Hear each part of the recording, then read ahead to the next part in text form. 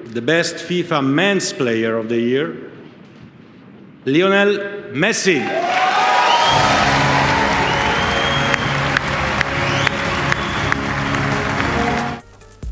Tiga kali menjuarai Best FIFA Men's Player of the Year.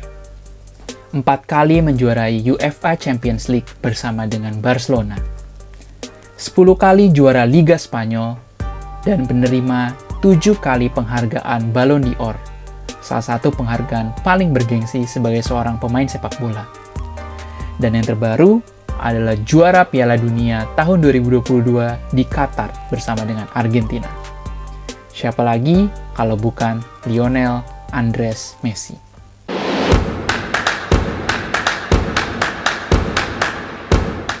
Halo guys, welcome to Nucleus of Football.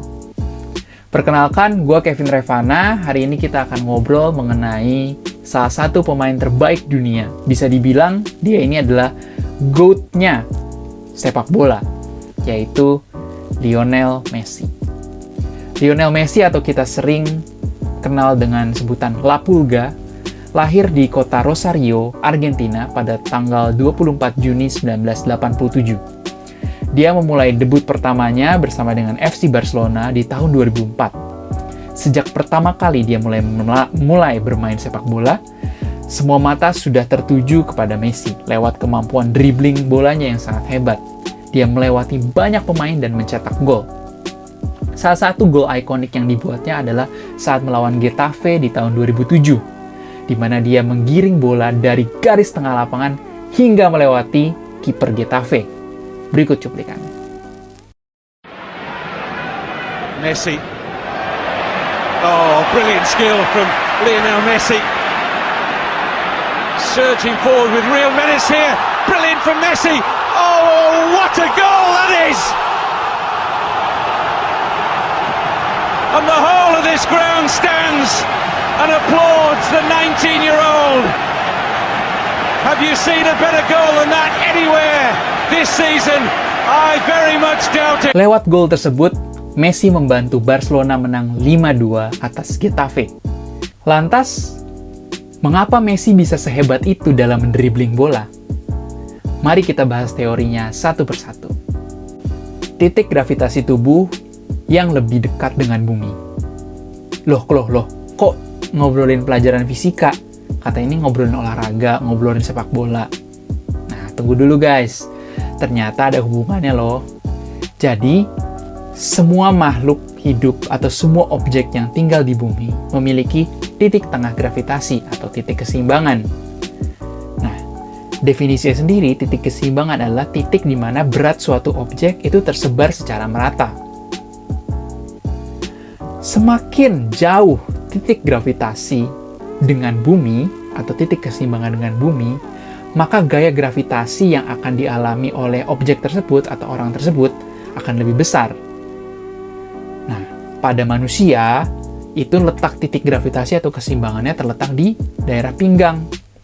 Sehingga semakin tinggi seseorang, maka titik gravitasinya akan semakin jauh daripada bumi. Sehingga akan semakin sulit orang tersebut untuk menyeimbangkan tubuhnya. Messi memiliki tinggi kurang lebih 170 cm, yang bisa dibilang di bawah rata-rata pemain sepak bola di Eropa saat itu, yang kurang lebih tingginya berkisar di 180 hingga 190 cm, atau bahkan ada yang 2 meter. Nah, tapi karena kekurangan tinggi tersebutlah Messi jadi lebih mudah untuk menyeimbangkan tubuhnya saat mendribling bola. Naturally gifted. Banyak orang yang bilang bahwa memang Lionel Messi sudah berbakat atau memiliki talenta menjadi pemain sepak bola yang hebat.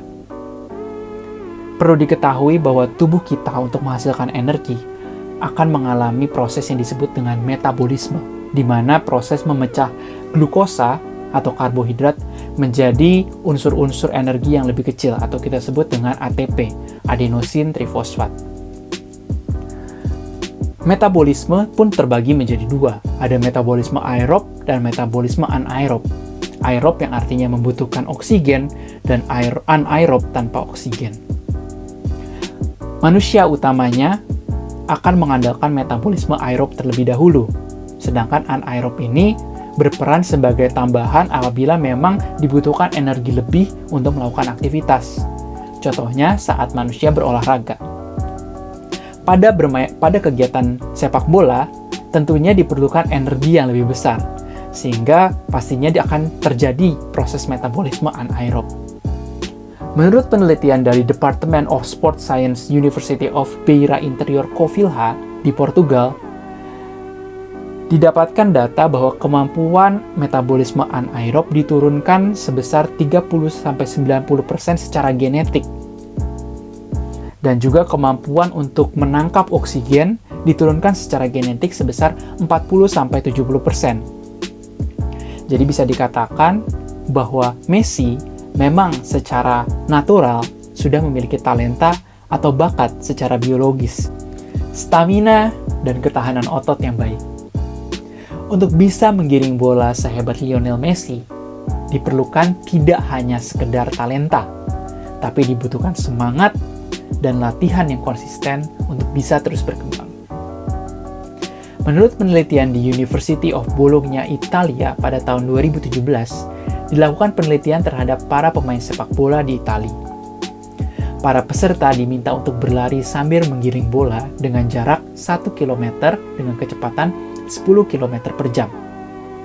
Pada simulasi berikutnya, para peserta diminta melakukan hal yang sama, namun tidak perlu menggiring bola.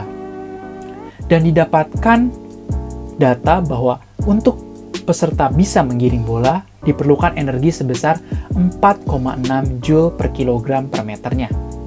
Sedangkan pada saat peserta diminta berlari tanpa bola, peserta hanya membutuhkan energi sebesar 4,19 Joule per kilogram per meternya. Terdapat perbedaan sebesar 9,6%, di mana dibutuhkan energi yang lebih besar untuk peserta berlari sambil menggiring bola. Kalau kita bandingkan data dari penelitian tersebut dengan gol ikonik yang diciptakan oleh Lionel Messi, Messi menempuh jarak sebesar 500 meter, yaitu dari garis tengah lapangan hingga ke gawang musuh. Memang secara jarak lebih pendek daripada penelitian yang dilakukan di Italia. Namun kalian harus tahu kecepatan yang ditempuh oleh Lionel Messi, yaitu 32,5 km per jam. Wow, 3 kali lipat dari kecepatan yang dilakukan oleh para peserta di penelitian. Bisa kalian bayangkan seberapa besar energi yang dibutuhkan untuk bisa menciptakan gol ikonik tersebut. Bisa disimpulkan bahwa untuk bisa menggiring bola sehebat Lionel Messi, dibutuhkan stamina dan ketahanan otot yang sangat baik. Nah guys, ternyata banyak banget ya, dari satu peristiwa ikonik sepak bola aja kita bisa belajar banyak banget ilmu pengetahuan, dan ternyata dilakukan loh, diterapkan di peristiwa tersebut. Kalau kalian tertarik dengan topik-topik seperti ini, bantu aku dong untuk komen di bawah. Kita harus bahas apa lagi sih? Jujur nih, aku pribadi, aku tertarik banget untuk bahas tendangan kaki kanannya Cristiano Ronaldo. Atau mungkin kita mau bahas tendangan akrobatiknya Zlatan Ibrahimovic ke gawang Inggris waktu kualifikasi Piala Euro. Fantastic. The anticipation initially, then the technique, the agility. Nah, makanya jangan lupa like, comment, dan subscribe. See ya guys on the next video. Bye-bye.